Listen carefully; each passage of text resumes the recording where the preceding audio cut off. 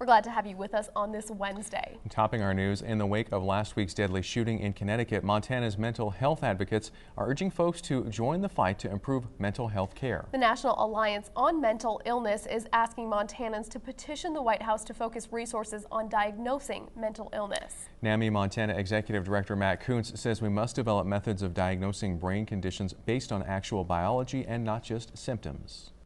The mental illness treatment system and how it figures out whether or not someone has a brain condition is basically at the same process, same stage of the game that doctors were trying to diagnose broken bones before x-rays.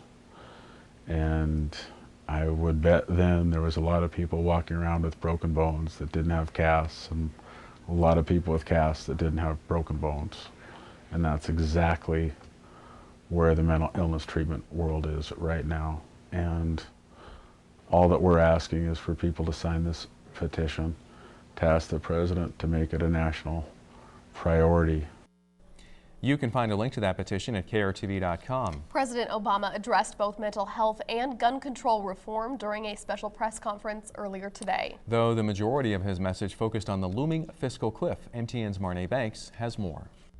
The nation is just days away from falling off the fiscal cliff. It's a term that was coined by Federal Reserve Chairman Ben Bernanke to explain the looming budget cuts and tax increases that will take place at the end of the year if Congress doesn't act. So President Obama and Speaker of the House John Boehner are negotiating a deal to fix this fiscal crisis. I have gone at least halfway in meeting some of the Republicans' concerns, recognizing that even though we campaigned on these issues, even though the majority of Americans agree with me that we should be raising taxes on the wealthiest few as a means of reducing the deficit. I have also said that I'm willing to identify some spending cuts that make sense. Obama says the biggest roadblock is getting the rest of the Republican caucus to sign on to the deal. Democrats would like to see tax increases on the wealthy, while Republicans say the fix requires spending cuts. The president promised the American people a balanced approach. And I hope the president will get serious soon about providing and working with us on a balanced approach. As the only Republican from Montana who will be voting on the fiscal cliff, Congressman Denny Rehberg won't specifically say if he would support a package which includes tax increases. He does say the ultimate compromise needs to work for Montana.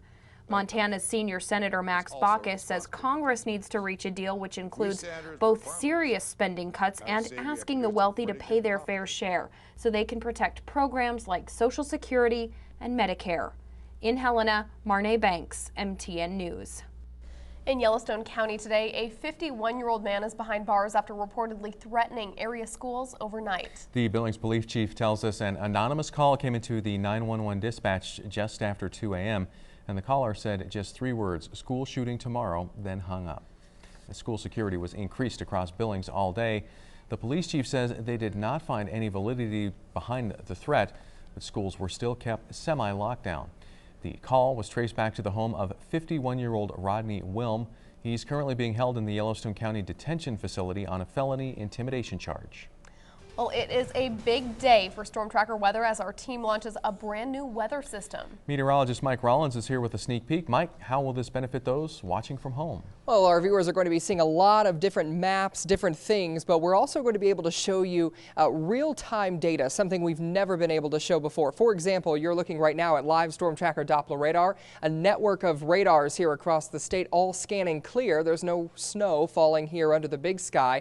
Temperatures on the cold side. It's only 5 degrees right now in Glasgow, 18 in Lewistown. We're still sitting in the mid-20s in Great Falls. We'll look ahead to some brand new graphics and also my complete forecast coming up. Thanks, Mike. A Christmas tradition is keeping little boys and girls on their best behavior, and it's expanding outside the home. KRTV's Jen Fenter visits a Great Falls daycare whose elf on the shelf is keeping the children fighting to be on Santa's nice list. Sophie! Santa's little helper has left the North Pole and has now even ventured out of the home to continue keeping an eye on the little boys and girls before Christmas. I tell them if they're acting up that Sophie's watching them. She reports everything we do. To who? Santa Claus. The children have named their elf on the shelf. Sophie! Sophie! And she magically moves from room to room. She flies in the room. She flies! She flies! In the book it says that Santa sends out elves and that they fly back to North Pole every night, reporting what they've seen and what the children have done throughout the day. And while this Christmas tradition comes from a book, Sophie is far more than just a doll. She's a really real elf, even though she looks fake. They pretend like they're stuffed animals. Ringer says she can't help but smile seeing the excitement in their eyes, believing in St. Nick and the story of Christmas. They like the whole magic idea and the fact that there's presents that show up on Christmas Day that weren't under the tree the night before. But the night before Christmas, Sophie's job's at an end. The rest of the year with Santa, she'll spend. But wait till next year, when the holidays come, she'll again reappear. In Great Falls, Jen Fenter, MTN News. And the children are apparently already asking for Sophie to stick around all year. Ringer says it is a possibility that Sophie will be Santa's eyes and ears for 2013. Across town, the jolly old man from the North Pole personally crossed one more thing off his to-do list, giving Great Falls students the surprise of a lifetime. Santa visited West Elementary to hand out Christmas presents to more than 70 first graders. The students wrote letters to Santa a few weeks ago listing what they wanted. However, they had no idea St. Nick would be stopping by to fulfill their requests. Still, presents were not the only thing on their mind. I was kind of excited because maybe I was going to ride in the sled up to the North Pole. Jada had to stick around here. She did not get to ride in the sled, but she did get 4 early Christmas presents from Santa. Today's Christmas was sponsored by Sletton Construction. The company has put on the event at various schools and organizations over the last 6 years. Veterans and their families also received a little holiday help today. The 3rd annual Angels in Camo event provided 18 families with everything from toys to necessities, all wrapped up for Christmas. For one mother, the program helped make sure her 3 children have had a fulfilling Christmas for the last 3 years. She tells us she believes there's no shame in asking for help when you need it. There are people that never needed help that need help this year, and I don't think there's anything bad about that. I think you need to be humble, and sometimes your situation will humble you and make you real. You know, when you got kids, you can't be so prideful and embarrassed. I mean, you just got to ask for help if you need it. Morgan and her children moved to the area 3 years ago with practically nothing. She says she's surprised how the community values its veterans, and those involved with the program have become part of her family. Holiday decorations often inspire collections, but few of us can say we boast a collection quite as big as the one currently on display at the Columbus Center. For the 2nd year in a row, the center allowed Carol Olthoff to set up her impressive display of nativity scenes gathered from around the world. These 600 scenes vary in price, shape, size, color, and medium. Olthoff says when it comes to picking out her favorite, that's easier said than done. I don't. I love the one that we got when we were first married, but everyone just has so much meaning. The collection started in 1964, and Olthoff says over the years she has lost a few pieces here and there, but they always seem to turn up. The 600-piece collection fills a 54-foot hallway. She says it took about 120 hours to set up. You can see the nativities at the Columbus Center through the holidays. Olthoff should be around to give tours during weekday afternoons.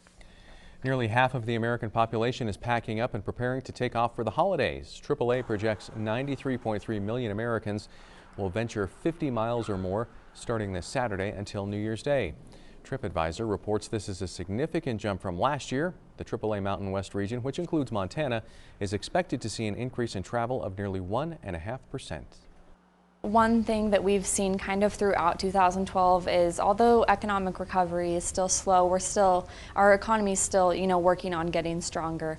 But people are really prioritizing travel and prioritizing spending time with their loved ones. For those hitting the road, the national gas price is about $3.30. Air travel is seeing the biggest increase, up 4.5% this year with 5.6 million. A few funny statistics from TripAdvisor.